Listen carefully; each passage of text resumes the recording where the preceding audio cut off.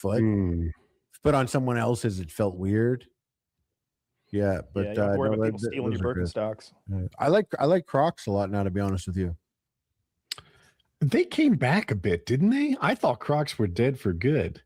They're kind of on the rebound. Crocs that I said this before, but this is like almost a year ago now, where I cleaned the base of my shower out with bleach, like just to deep clean it, and I needed to shower right after. I'm like, I was a little paranoid, like I don't want to stand in potential bleach. So I went and grabbed the Crocs, showered in the Crocs, like I was in prison. And I was like, this is a better experience. I have a nice soft cushion, like when I'm showering, instead of like, and there's no slip. And so now I have a little pair of Crocs next to my shower shoes, and it's just nice and comfortable. They're soft. I like them. Yeah, that's great. You'll preserve your virginity into marriage. Yeah. Well, fingers crossed. I know I'll lose my virginity in the second marriage. You know. Yeah, the Crocs have come back. Actually, I don't think Crocs ever left. I think we just weren't the demo for a long time. Like they dropped like Lego Crocs recently, like $300 Lego Crocs. Really? They look like Lego blocks. I was gonna say, if I'm your demo, your product isn't cool. Sorry, you have Crocs? I don't have any Crocs. I don't know. I guess I just don't think they're cool enough. You don't think they're cool enough for you? I'm wearing right now. You don't think Crocs are cool enough for you?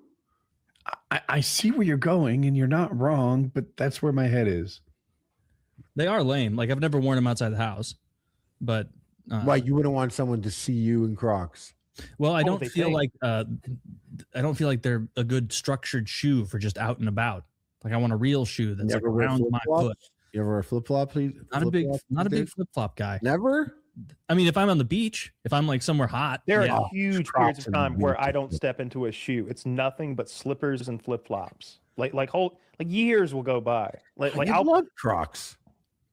Maybe. I mean, these slippers I've got right now are basically Crocs without the ankle strap. But Crocs don't get like rotted out the way those slippers you have, like where you like eventually like mush all that shit, like all that fur down into like a hard, no longer comfortable base. The Crocs are just like foam. If I wash and dry these, they'll get all floofy again. They're good.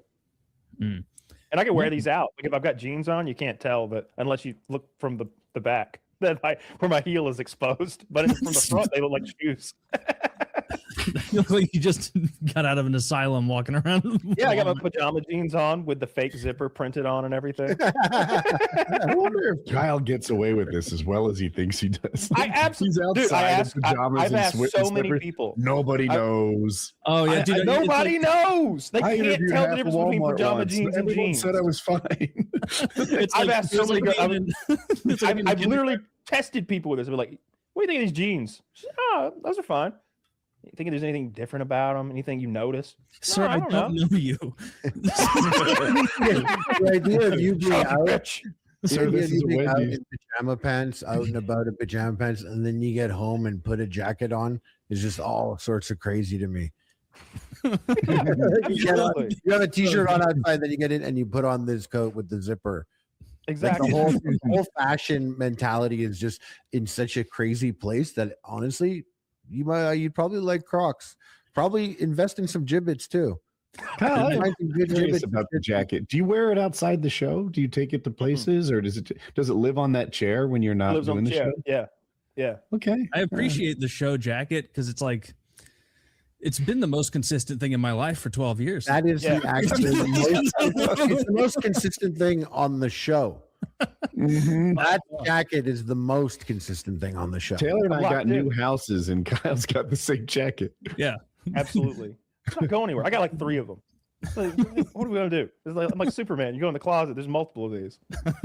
What brand is it? Armani.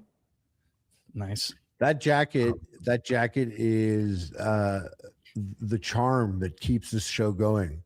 It is. Low key, the glue holding this all together. It's the jacket. Don't you ever show up without it? I won't. Good.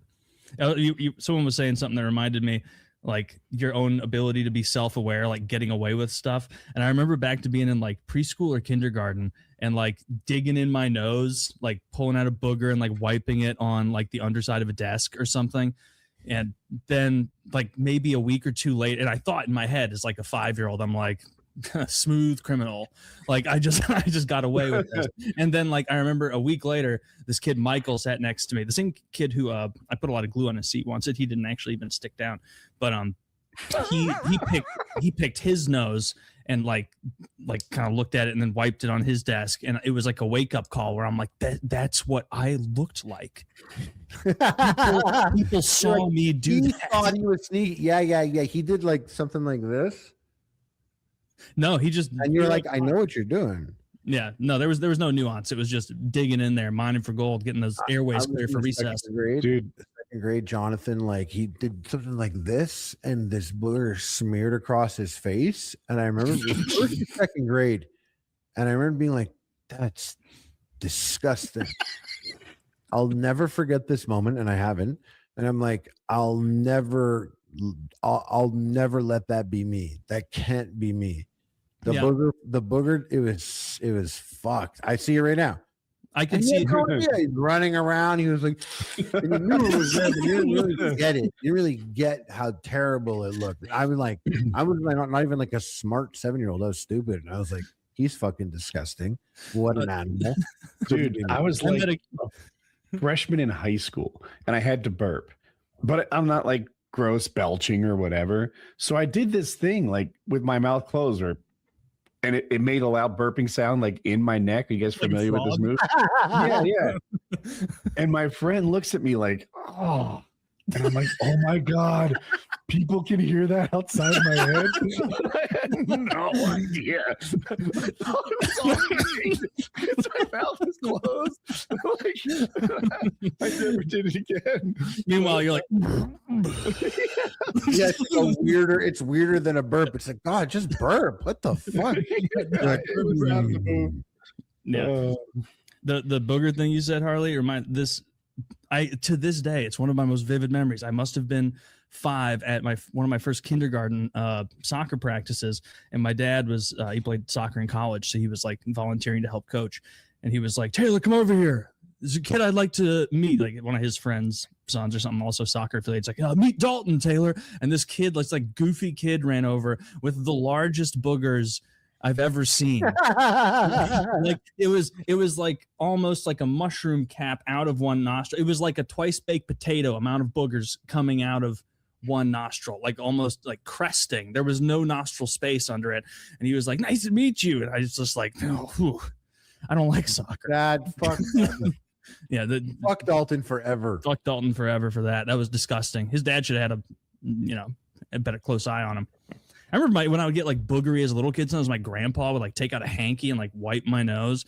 And like after a little while, I'm like, this is fucking disgusting. Like this is just like an old rag that he washes sometimes. It's his. The old Taylor family. Yeah, I'm glad hankies have gone out of style. Like those blow your nose in a piece of cloth. Yeah, and put it back in your pocket. Well, you wash it at the end of the day. In your pocket. Then you're carrying boogers around all day. What's the alternative? Just grab one nostril and go. Not in polite at Denny's with all these fine people. Oh, I'm sorry. It's good enough for China. The Chinese are disgusting. They're just blowing snot rockets everywhere. Did you hear there's like a huge disease popping off in India right now from fecal transfer? Is this set up for a joke or an actual disease?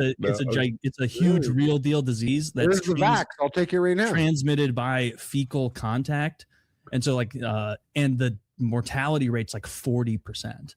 Oh my! And so like a lot of the countries around India have increased their lies. Well, I don't think it's a Twitter lie. I saw India reporting it. It's like they're worried, but a lot of the countries around India are increasing their border security because they're like, there's only been 2 people though. Just a couple people got the Nipah. The Nipah? Nipah, NIPAH. I know it's more than 2 because I saw an article where a team of doctors and nurses got it. Obviously, doctors and nurses coming into contact with feces often, so that years back, apparently 100 people died from it. There's a graph here that shows how Nipah virus gets into people, and it begins with a bat shitting on a pig. bat shitting on a pig? Bat has to poop on a pig. What are the odds? Yeah, look at that. It could poop on fruit, and then you could get the fruit too. Apparently, it's batshit getting into people. Apparently, mortality rate's worse than you thought. 40 to 75%. My God. Yeah, it's batshit. Why'd you link me to a LinkedIn post? This is so. Did it? Yeah. I mean, that's the link I got. Just scroll down. You'll find the Dr. Nipah Melvin. virus graph. What is this?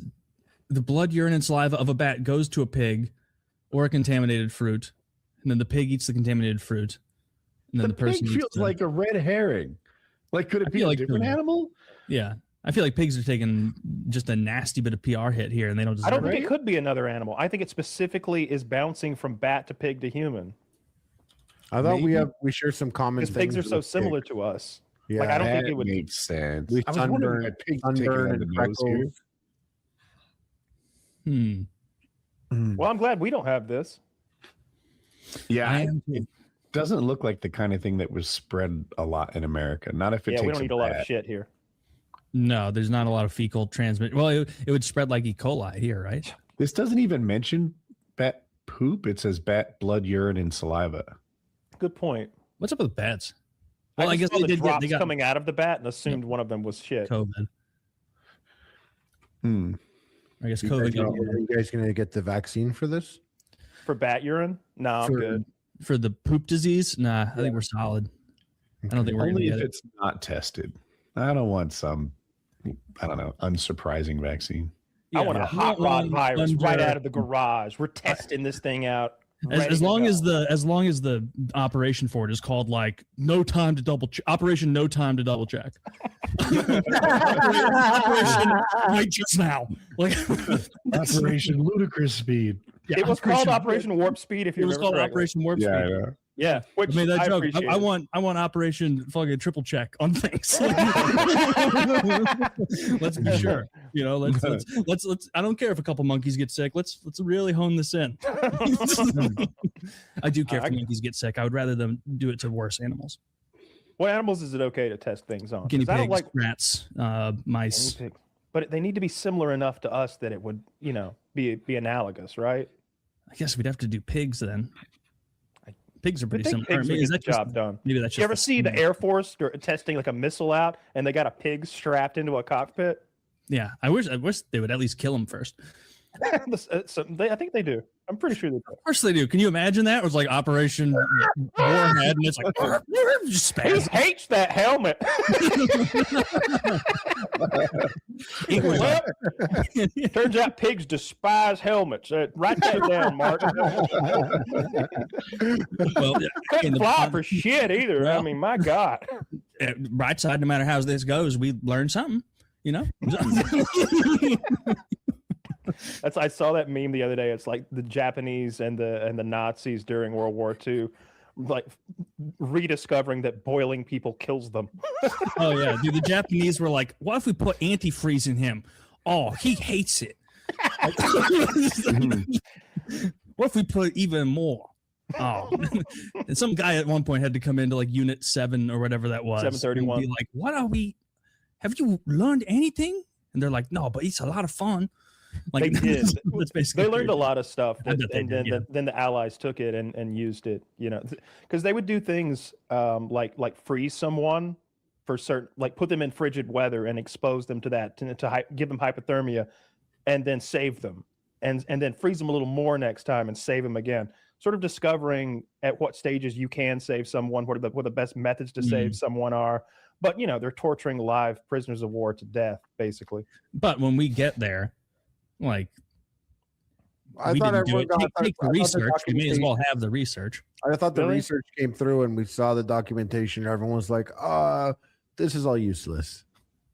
Oh, I'm there had to sure be there was something stuff there. that was useless. You It would was like, think that how there'd do we be- even there'd be apply that? Something, maybe one thing. Yeah, You didn't learn fun. one piece of information that would have been, but apparently they're just like, nah, it's all a wash. We got I hacked. choose to believe that's propaganda Reporter. if they said that, because what they don't want to say is like, actually, yeah, we've saved so many lives since that Japanese torture group gave us all their research. We, of course, didn't punish them. They all went free. I bet they didn't. I bet they but didn't punish those you, guys. you That's- know, in Unit 731, there was like one there's like one brilliant oncologist who's like walking past people like using propane torches on frogs' legs to like get to work, and they're just like fucking around, and he's like, oh, I have to learn about the cancer. And so that might be what we learned from one good guy who was trying to make it right while everybody else was injecting antifreeze. I keep thinking antifreeze. That was a thing, right? That was an actual. They would inject STDs in them and cut them vertically in half and stuff. They did some crazy stuff. Vivisection. Inject STDs into pregnant women's babies and make the prisoners do shit with each other. They had apparently there was a person in there that was like, oh, this is super fucked up, and he could have been marked as a traitor. I'm pretty sure I'm getting this correctly. And a prisoner that he spoke with that was just beyond help just asked for a mirror. Yeah, we pardoned those guys. He was the one, I think he was the one that basically blew the whole thing open, right? That guy? The main reason that Unit 731 members were pardoned by the U.S. Is because we didn't want any other country to get their hands on the data and results of the unit's biological experiments, as well as the fact that the U.S. knew that they would never be able to get the results by conducting their own experiments, as the Japanese were only able to get that data by performing lethal experiments on thousands of prisoners they took during the war. Wait, so you said they did learn something? Yeah, so they learned lots and lots of it. Well, I mean, just the hypothermia thing was super valuable, but they did thousands of different kinds of biological experiments. Ask ChatGPT, because I googled it too. What is he going to say to us? I asked ChatGPT. I did that already, and the answer is no. Nothing usable, nothing reliable. Fucking Mossad AI ass fucking right. And they said the only thing that did come out of it was like some sort of rules that you can't do this anymore, and a permanent reminder of why ethics matter in science. So then I was like, all right, well, that's ChatGPT. Who knows? Maybe it's the freaking big chat trying to lie to us. Grok, and Grok was like, fuck yeah, dude, they learned a lot, bro. I Googled it, and the first source said it was a resounding no. And I'm like, oh, okay. And then Kyle has yeses. So I don't know what to think. Yeah, this is full of historian yeses over here. They're talking about they would put them in pressure chambers and like pull the air out, and they were using that to test their survivability for air crews at altitude during the time in pressurized cabins if they lost pressurization and were exposed to low O2 and low temperatures and stuff. I think they learned a lot of stuff. High altitude experiments. I'm reading about that one on Wikipedia right now. Is that where you are? No, I'm on Reddit. Oh, okay. Bring that up to ChatGPT. Be like, so what's up with these high altitude experiments? It'll be like, oh, okay. Well, yeah, I learned a little bit. Ooh, yeah, field tests deploying biological weapons on Chinese populations, causing widespread outbreaks and deaths. Estimates of 200,000 plus. Jewish people did make a lot of noise about Nazi Germany, but Japan was on some really fucked up shit. I would say, like, and I hate to say it in front of you, but the Japs were worse. No, that's what I'm saying. Yeah, they were. They were ruthless. Because, like, the Nazi, like Jews aside, and like the other minority groups they targeted for extermination aside, when they would capture an American serviceman, seemingly they would respect the rules of war and like, we captured you. Now you're a prisoner in a Nazi war camp. You go in there. Like, apparently that seemed like the thing they would do. And they didn't think less of you because that's how European war has been fought for thousands of years. But the Japanese were like, oh, you surrendered? Well, you're not even a person anymore, much less a fellow soldier. Yeah. Dishonorable. Dogaroo.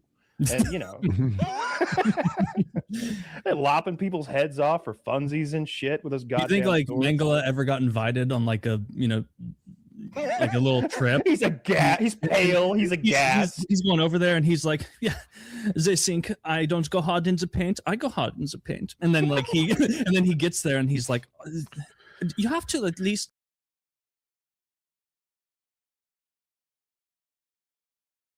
like have the pretense of trying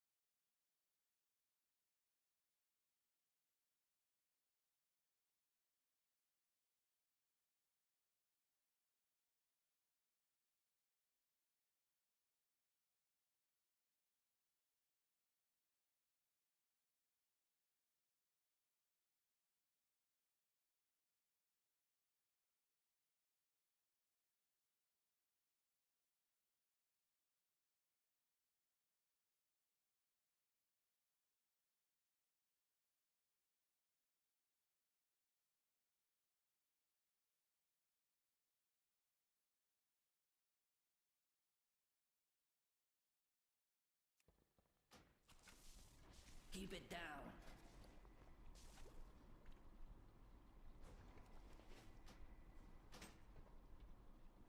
Stick to the shadows.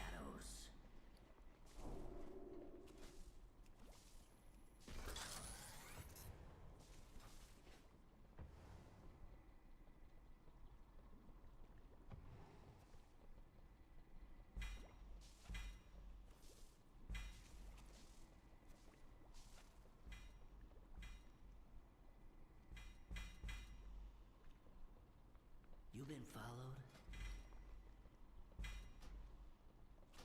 Watch your back.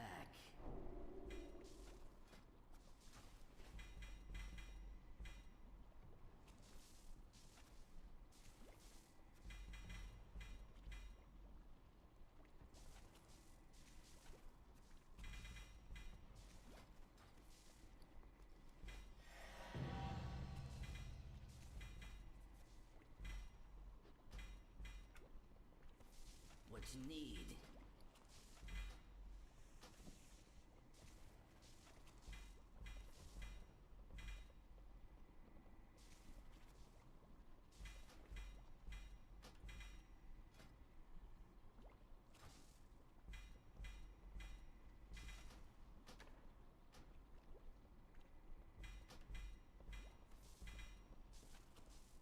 Keep it quiet.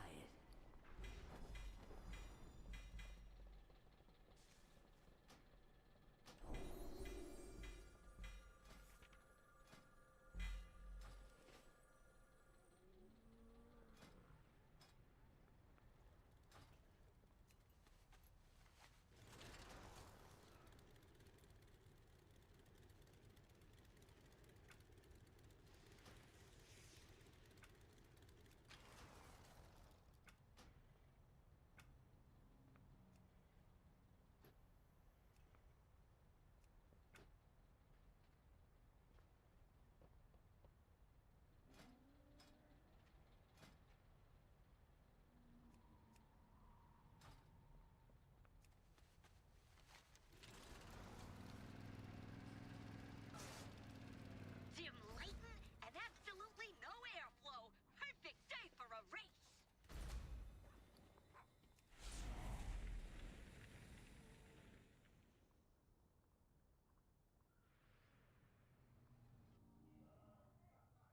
Dim Layton and absolutely no airflow. Perfect day for a race.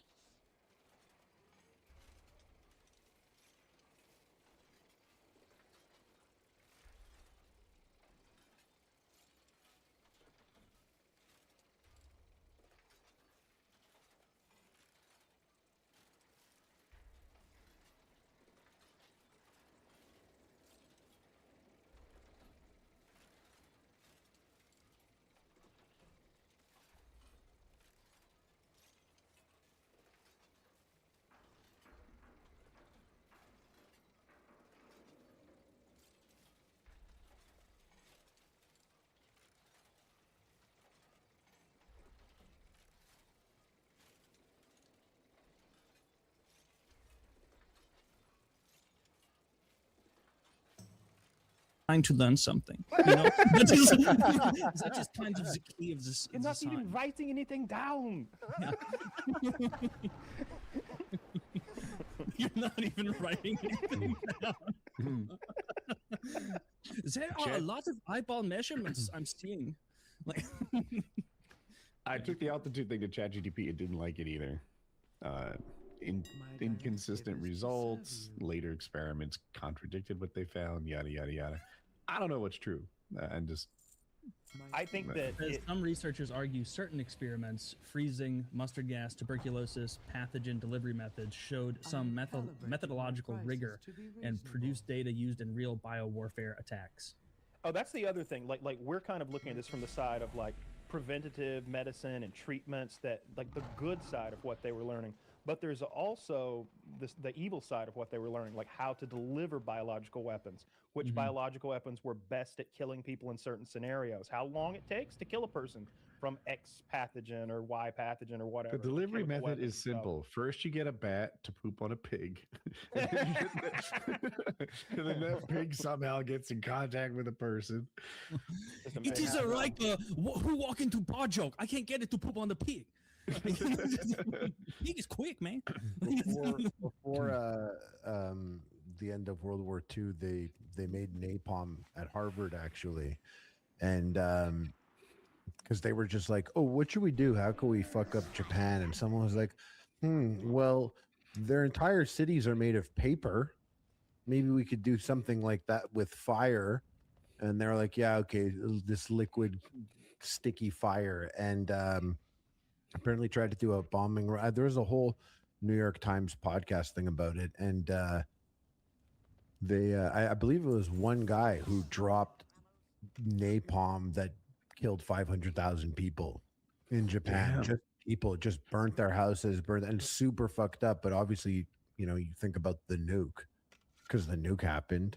The nuke falls well short of the fire bombings. So they would use meteorological data to create the perfect firestorm. They would drop their bombs in certain areas when the wind was going from a certain area on a certain day to create an absolute firestorm. Suck all the oxygen out of the center of the city, kill everyone. Way more people died from the fire bombings in Tokyo and all the other cities than the nukes. We had like 1,200 B-29s in the area running like constantly. Like back and forth bombing. It was like it's either 12 hours each way or 16 hours each way. It's something crazy like that those pilots were doing. They were all addicted to meth.